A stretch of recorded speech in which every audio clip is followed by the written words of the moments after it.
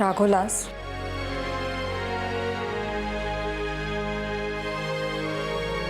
माझ्याशी बोलणार नाही आहेस का?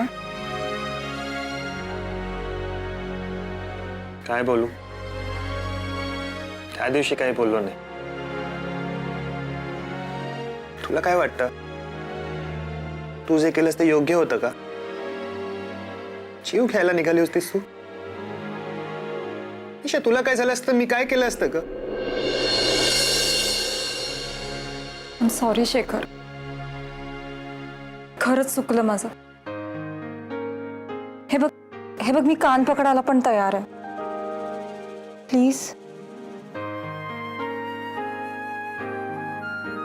माझ्याकडे तुला देण्याकरता एक आनंदाची बातमी. पण तू मला माफ केलं असं म्हणालास तरच मी सांगेन तुला. बोल. माफ केलं असं म्हण. केलं माफ. बोल. बाबा तुला भेटायला तयार आहेत.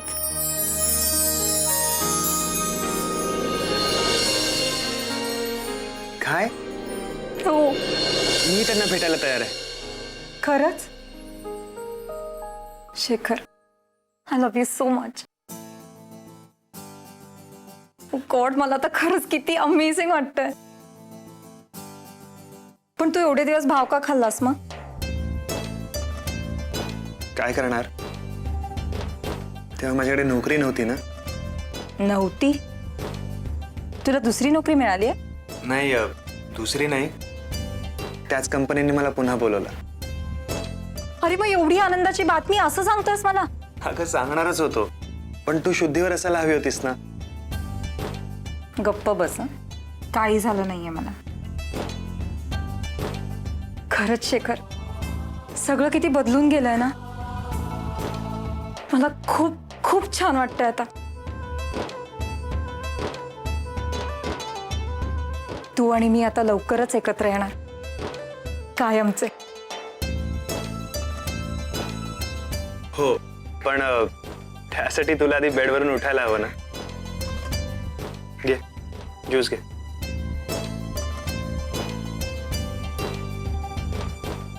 अजून पे.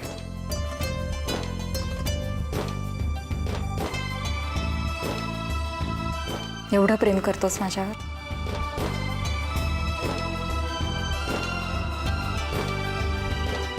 तुला आत्ता कळतंय. अशीच काळजी घेशील ना माझी नेहमी?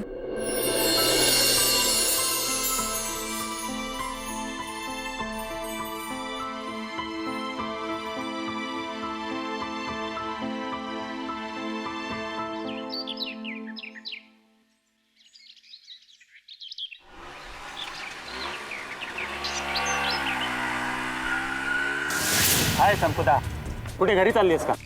बस सोडतो तुला. काय सारखं मागे मागे? कळत नाही का तुला? मला नाही यायचं तुझ्या बाईकवर.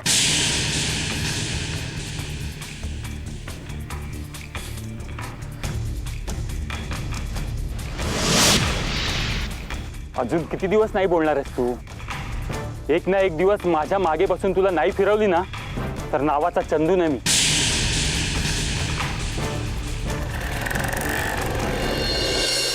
या राजे या, आमच्या दरबारात आपलं स्वागत आहे. मग काम मिळालं की नाही? हो मग मिळालं ना.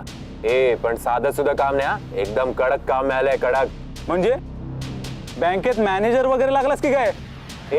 छे कारकुनी वगैरेच्या भानगडीत मी अजिबात पडत नाही. आणि जर मला नोकरी करायची असती तर मी केव्हाच केली असती. इतका वेळ थांबलो कशाला असतो? अरे मग कुठलं काम मिळालंय तुला? पार्सल डिलिव्हरीचं काम मिळालंय मला.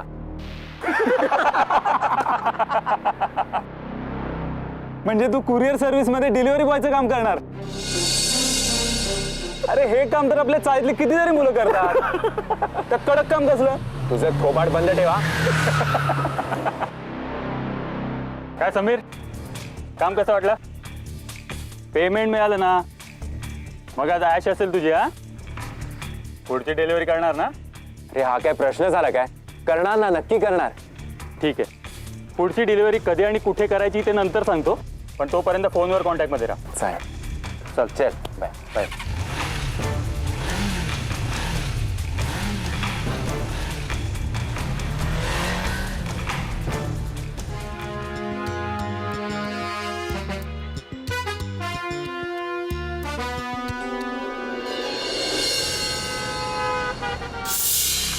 5,000 रुपये.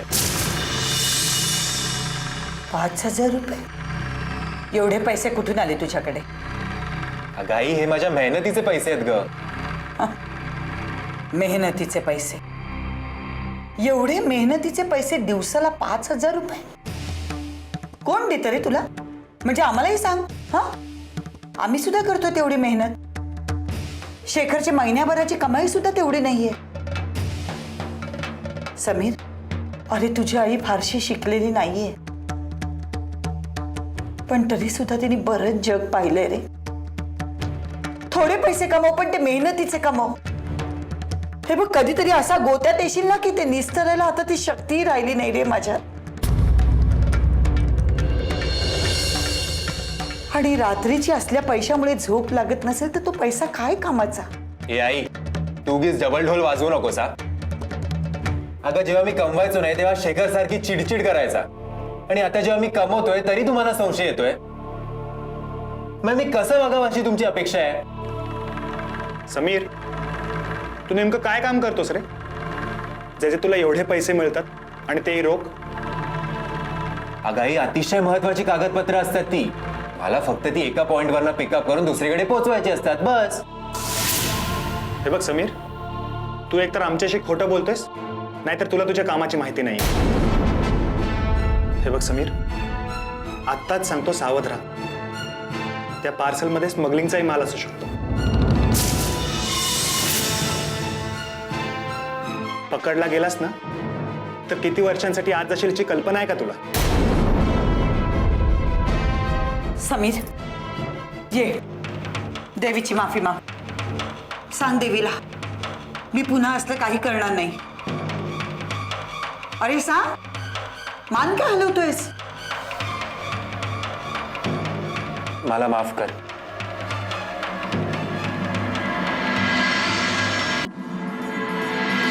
निशा, निशा, काय ग एवढी एक्साइटेड काय? सरप्राईज. अगं कोण आलंय बघ. आई, निशा, आई, आई, निशा, निशा, ए निशा, अगं बाळ, बाळ, कशी आहेस तू? तुझे बाबा सांगत होते की तू एवढी मोठी शिक्षा द्यायला निघाली होतीस तू. आम्ही आम्ही आम्ही कुठे कमी पडलो सांग ना. अगं असं गोळ्या वगैरे खाणं म्हणजे म्हणजे भ्याडपणाचं लक्षण आहे ग. अगं तू अर्जुन पाटलाची मुलगी आहेस, कळलं? आई, आई, बाबा, मी खरंच चुकले हो. मी असं नाही करणार. निशा, आता कसं अगदी शहाण्या मुलीसारखं बोललीस की नाही? बरं आहे बघ, आता की नाही तू बरी होईपर्यंत मी इथेच राहणार आहे, हं, तुझ्या जवळ. बर, मी जरा जाऊन येतो. तुमच्या जेवणाचं काय? तुम्ही निशाची काळजी घ्या. बाबा, मला तुम्हाला काहीतरी विचारायचंय. हा, बोल.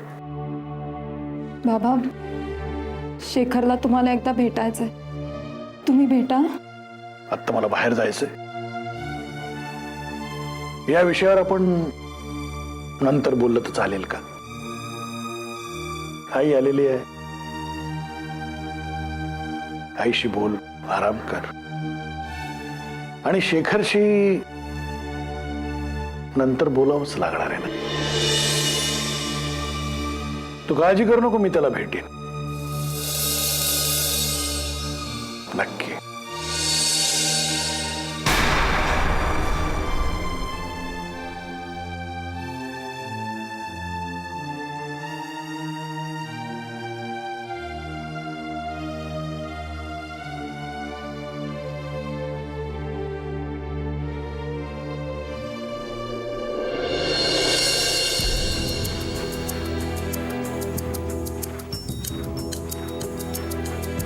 समीर, आता तुला बोललो तर राग येईल, पण मला बरोबर नाही वाटला तो.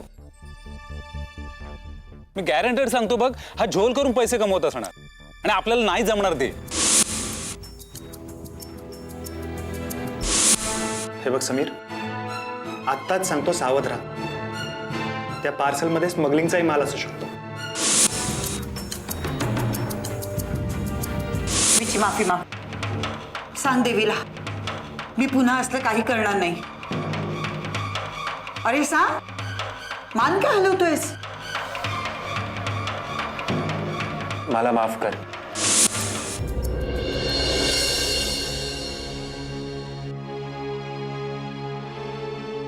काय रे दादा, हा, एवढा कसला विचार करतोयस?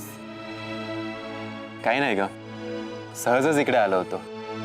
तू नक्कीच काहीतरी विचार करतोयस, नाहीतर तू आणि इथे एकटा.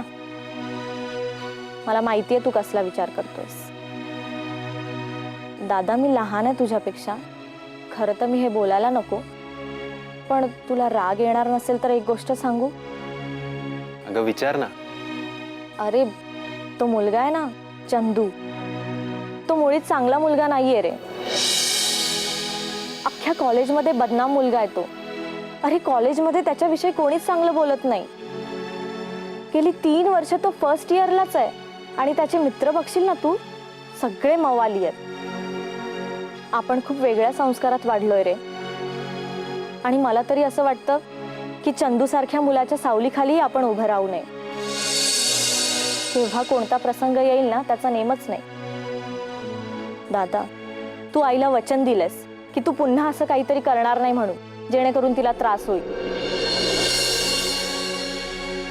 तुला माहितीये ना, आधीच बाबा गेल्यामुळे तिची काय अवस्था झाली आहे ती. तुझं म्हणणं खरं आहे संपदा. सगळेच मला त्याची संगत सोडायला सांगतायत ग. काम करतो मी, उद्याच त्याला भेटतो आणि त्याला सांगतो की यापुढे मी तुझ्याबरोबर काम करणार नाही म्हणून. झालं? खुश?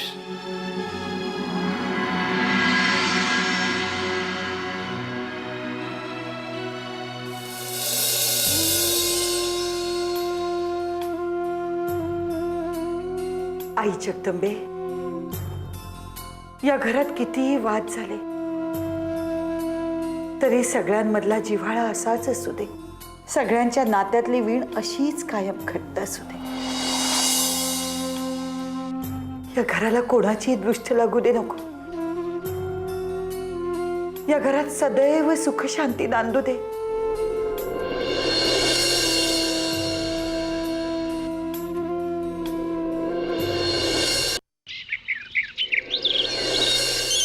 तेवढं घाईच्या वेळी आता कोणाचा फोन? रुक्मी. हा बोल रुक्मी.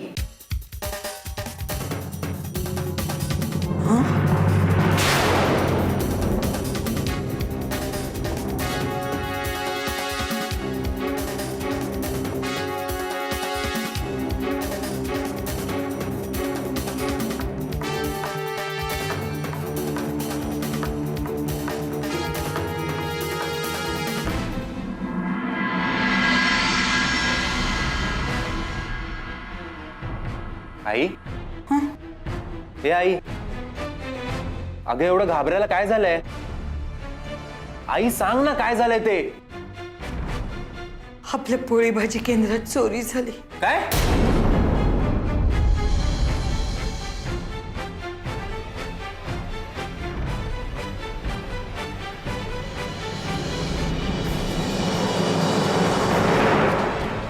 अगदी गॅस पासून सगळ्या भांड्यांपर्यंत, खायच्या पदार्थांपर्यंत हे सगळं काही चोरून नेलंय.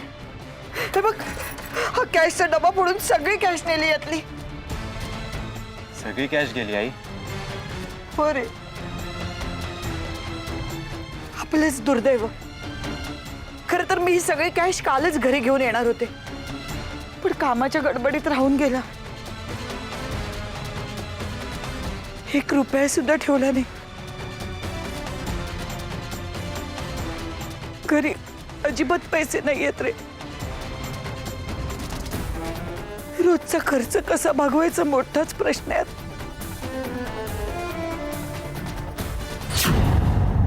हे सगळं त्या हरामखोर नागेशचंच काम आहे. असली भ्याडपणाची कामं फक्त तोच करू शकतो. आई तू थांब इकडे, मी त्याला शोधून आलो. थांब समीर, उगाच डोक्यात राग घालून कुठल्याही निष्कर्षावर जाऊ नकोस. आई, मला 100% खात्री आहे नागेशचंच काम आहे. शेखर बोलला ते बरोबर होतं. नागेश सारखी माणसं कधीही सुधारत नाही. शेवटी सापाचंच पिल्लू ना ते. कितीही दूध पाजलं ना तरी दंश मारल्याशिवाय काय राहणार नाहीत. हे बघ समीर, तू आधी शांत हो. गुन्हेगार जो कोणी असेल त्याला अटक करायला, शिक्षा द्यायला पोलीस समर्थ आहेत. त्यासाठी आपण कायदा हातात घेण्याची गरज नाही. मला वाटतं आपण पोलिसात तक्रारच नोंदवूया. बरं बाई, तुला जसं पाहिजे तसं होऊ दे. ठीक आहे, मी आलो जरा जाऊन. अरे आता कुठे निघालास? अगाई, असं काय करतेस? शेखरला कळवायला नको का? शिवाय पैशांचीही काही सोय होते का बघून येतो. हे बघ, शेखरला नको कळवूस. एकतर आजपासूनच त्याला कामावर घेतलंय. हे कळलं तर तू तसाच परत ये. पुन्हा त्याची नोकरी जाईल. आणि संपदालाही काही सांगू नकोस. काळजी करत बसेल बिचारी. समीर, तू इथेच थांब. मी पोलिसात तक्रार नोंदवून येते. बरं, जा लवकर, मलाही निघायचं. बरं.